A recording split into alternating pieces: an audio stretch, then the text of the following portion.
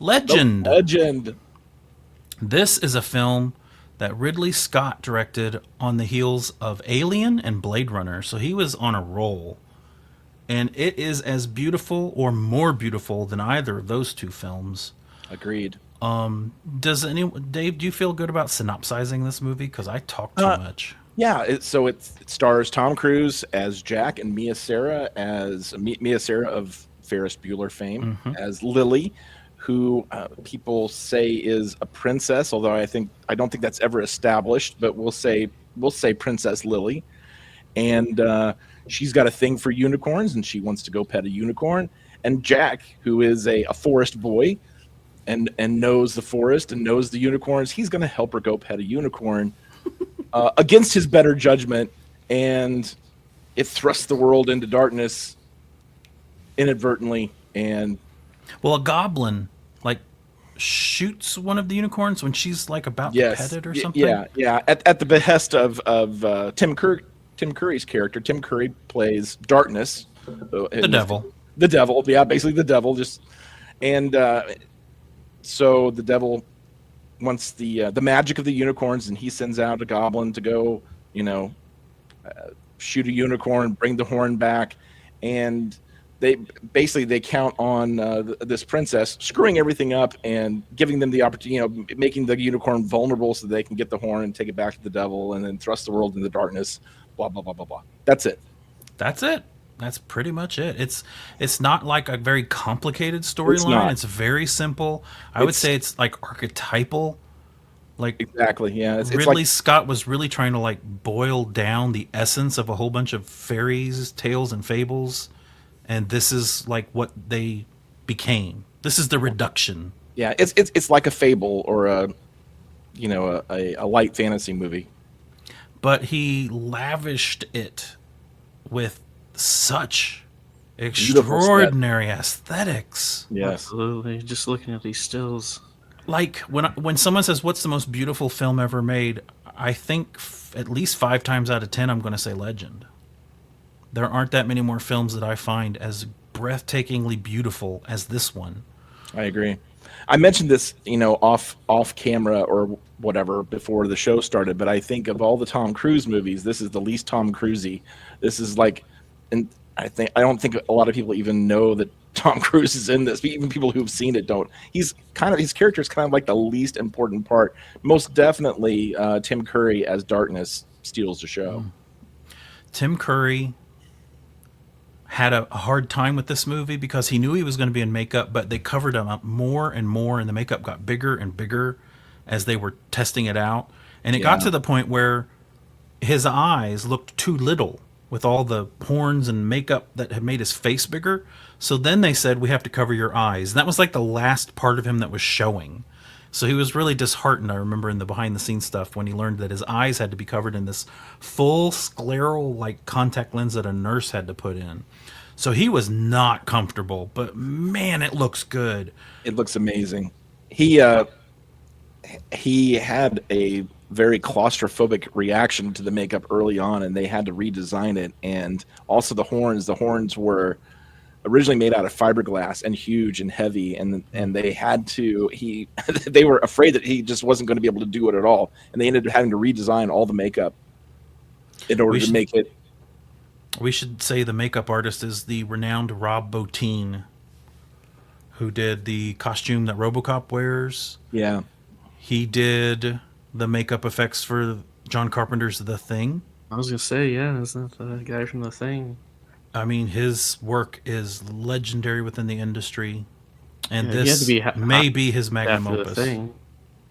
Oh my God, you'd have. I mean, he was only like in his 20s, I think, when he did The Thing, and this was just a few years later, so he was still a very young man, doing just the most exceptional work.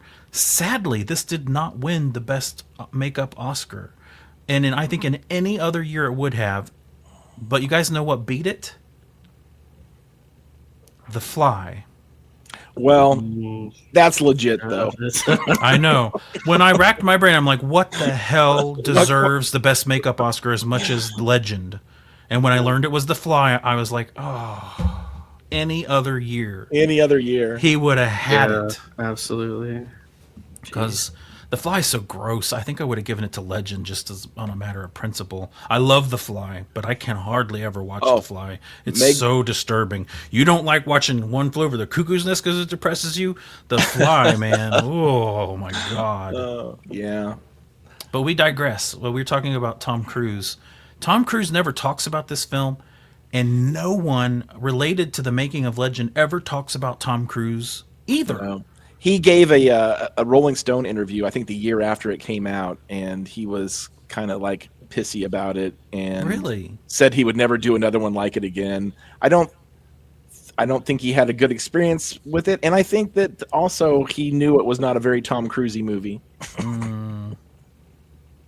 That's a shame. I think that's a shame Yeah. because I think it is a side of Tom Cruise that we never got to see again, and it kind of like rounds him out as a performer to be Yeah. able to play this kind of, I don't know, light in his loafers, woodsy boy. I think a few years later he discovered Scientology, and Yeah. I don't know why I have these imaginations of the Church of Scientology saying, "Yeah, don't make another Legend. That's not good for you, and it's not good for us." Well, I know that Ridley Scott produces his films. Just he organizes them so well, and he produces them at a breakneck pace. I wonder if there was some Not back issue then. with- Not back then. Okay. No, he took his time before, I think before Gladiator, you could say. After Gladiator, he really kind of changed the way he makes movies. But these, you don't make this kind of a movie fast. Yeah, that's. I was wondering about that, but I know that like he did The Martian and like a Yeah. year of that book coming out. It was insane. I read What- a story about when he made Blade Runner, and the studio was really anxious to get started on the movie, but Ridley Scott was working on something else at the time, and so he was starting late. So the studio went ahead and started building sets and started doing a lot of the production design, and then they worked on it for the better part of a year, and then he finished up whatever project he was working on, and he showed up and he said, "Yeah, no, this all sucks. Tear all this down." Oh, that hurts. That hurts. As a filmmaker, yeah, Scott and I, like people who have made films, yeah, that's very painful. But That with my friends, I have a few friends that work in the industry. That stuff happens all the time. It's just Yeah. devastating and heartbreaking. It's stupid. It's just, how does this Yeah. happen? But anyway, Tom Cruise, he's good in the movie. Tim Curry, his performance comes through all that makeup for sure. it does. You get shades of Rocky Horror Picture Show's Frankenfurter. There's shades of it in this devil character. He steals the show. He's magnificent looking, magnificent acting. You see this film for Tim Curry and how awesome all the makeup effects and how awesome the sets look. There are two versions of this movie, though, that make someone like me have a hard time knowing which one to watch. It was originally designed to have a score by Jerry Goldsmith, but when they tested the film in America, somehow they got the impression that the Goldsmith score wasn't working, and they ended up thinking a Tangerine Dream, New Agey type score would work better. So in America, it has the Tangerine Dream score, and it's a shorter film. I can't remember by how many minutes. I want to say it was maybe 7 or 10 minutes shorter. It's like an hour and 38 minutes, I think, in America. But the European version is longer and has the Jerry Goldsmith score. Yeah. I love the Jerry Goldsmith score. I have that soundtrack, and just to listen to it by itself is great. But in the European version, they don't play Jerry Goldsmith's music in the right places. They replay the same piece of music over and over and over again. So it's like a hack job treatment of Jerry Goldsmith's score. So I can't even say that I love the Jerry Goldsmith's version better, because at least the Tangerine Dream version's music is more purposeful and more unique throughout the film. They don't recycle bits of it over and over again. So is there a way to watch it with the original score the way it's supposed to be? I don't think so. No. Wow. They've never released that version. But if you watch the European version, you'll hear the same track. It's called Darkness Falls. They play it all through the movie, over and over again. For some reason, Ridley Scott, because he jettisoned Jerry Goldsmith on another film, I think, and he repurposed all of his music on Alien. And Jerry Goldsmith said after Alien he would never work with Ridley, but then he coaxed him back for Legend, and then after that it's like, nope, done with Ridley Scott forever now. You screwed me 2 times. I Never did again. not know that about Alien. It still has a Jerry Goldsmith score, but they Yeah, repurposed it. Like they didn't play it in the places that Jerry designed it for. it's gotta be my favorite score from him, even if they repurposed it. And they Uh, used some music from other movies Jerry Goldsmith had done. I think Freud, some music from Freud pops up in Alien. But they're both pretty kind of. The Tangerine Dream score I don't like as much on its own, but it kind of works for the American cut. In the 80s when things were turning into MTV, it's a vibe. And what I really have a hard time reconciling is that I love the song at the end of the Tangerine Dream version, But isn't that song? Loved by the Sun.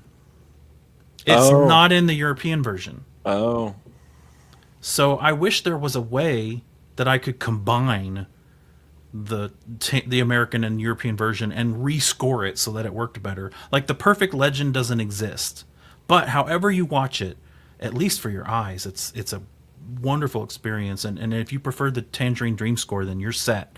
The American cut is a pretty solid one. that song at the end though, isn't that's not by Tangerine Dream? That's by Yes, right?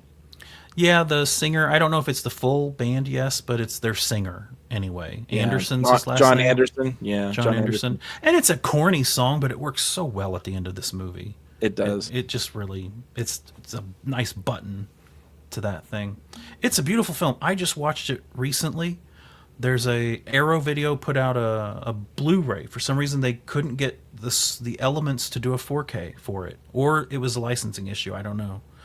But the US cut looks way better on the Arrow Blu-ray. The European cut is a little fuzzy, a little older. You can tell that it wasn't restored. But at least you have the ability to choose between the two.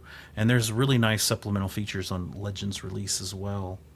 So I was also going to mention that there's some history involved with this film.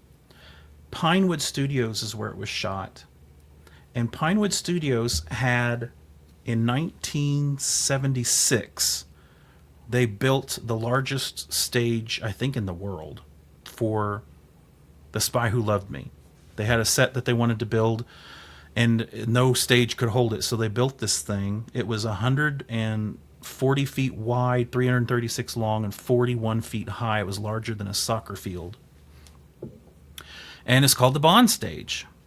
And they shot the forest scenes from Legend on this Bond stage because it was just endless, and they had mirrors along the wall so that it would look even more endless when you looked across all these fake trees and everything. But they were shooting scenes that involved fire, and over the course of shooting, I don't know if it was for a day or for hours, this gas collected in the top of the stage, and the stage caught on fire June 27th, 1984, when they were shooting, and it burned to the ground. Like it was totally destroyed. And I think two people, no one died, because fortunately it happened during lunch break. If it had happened during production, there would have been a few hundred people in that building. But it happened on lunch break, and so only two people, I think a carpenter and a stagehand, or some other crew member, got some second-degree burns.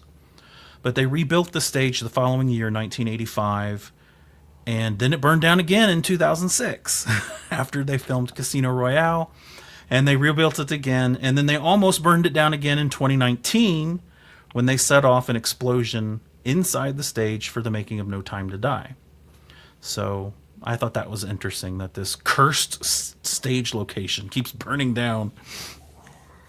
But movies that were shot on this stage also include Superman, the movie, Dragon Slayer, Clash of the Titans, and Krull. hmm.